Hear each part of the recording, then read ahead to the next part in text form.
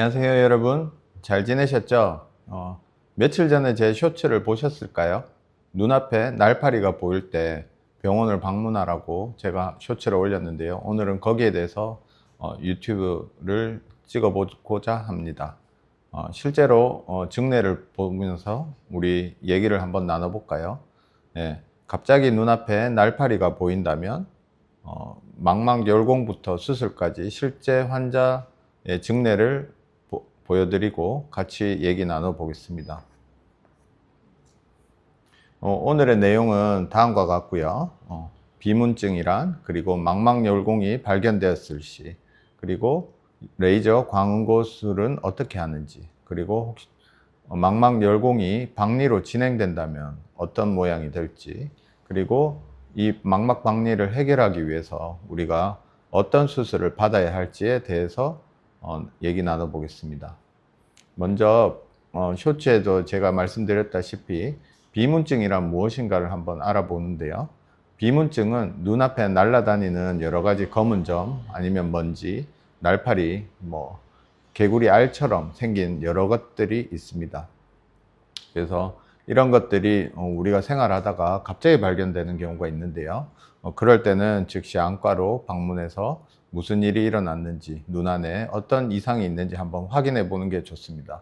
더군다나 그런 비문증이 보이면서 불이 번쩍번쩍 거릴 수가 있어요.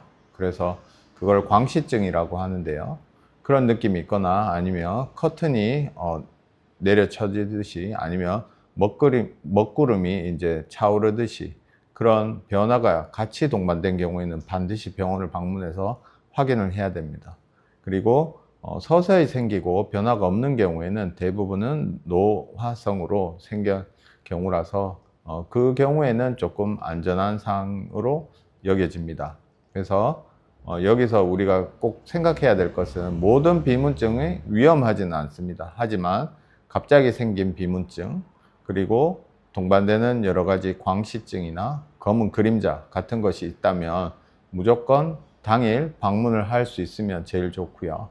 아니면 차일이라도 반드시 눈을 확인하고 검사를 해야 될 것을 명심해야 되겠습니다.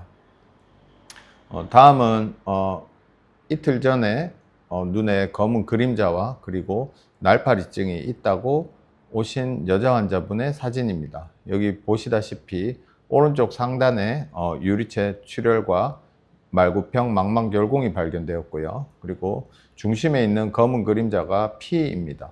그래서 이런 경우에는 아직 열공이 된 경우라서 레이저 치료로 충분히 치료가 될 수 있습니다. 그래서 이 환자분의 레이저 광운곳을, 즉 방벽 레이저를 시술한 사진인데요. 여기서 보면 열공 주변에 여러 가지 하얀 반점들이 보입니다. 이것이 레이저 광운곳을 반은이고요.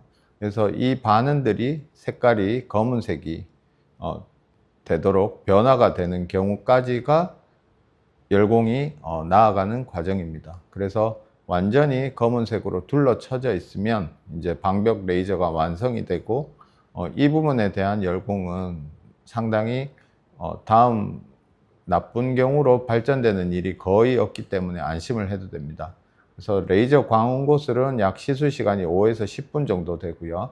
점압 마취로 그냥 외래에서 수술실에 들어가지 않고요. 외래에서 할 수 있고 입원은 불필요합니다. 그래서 치료가 완벽히 된다면 경과관찰만 할 수 있습니다. 하지만 망막열공이 있었으나 진행이 된 경우, 아니면 병원에 늦게 온 경우, 그런 경우에는 사진과 보다시피 망막의 표면이 구불구불하고 안구 표면에서 이 열공뿐만 아니라 주위에 있는 조직들이 떨어져 있는 단계를 볼 수 있습니다. 이것을 우리가 망막 박리라고 하는데요. 이 단계에서는 레이저 치료가 불가능합니다. 그래서 반드시 수술이 필요하고 여러 가지 수술 기법이 있습니다. 이 환자의 경우에서 수술을 한 사진을 보여드리겠습니다. 다음과 같이 눈 속에 이제 가스가 이렇게 들어 있고요.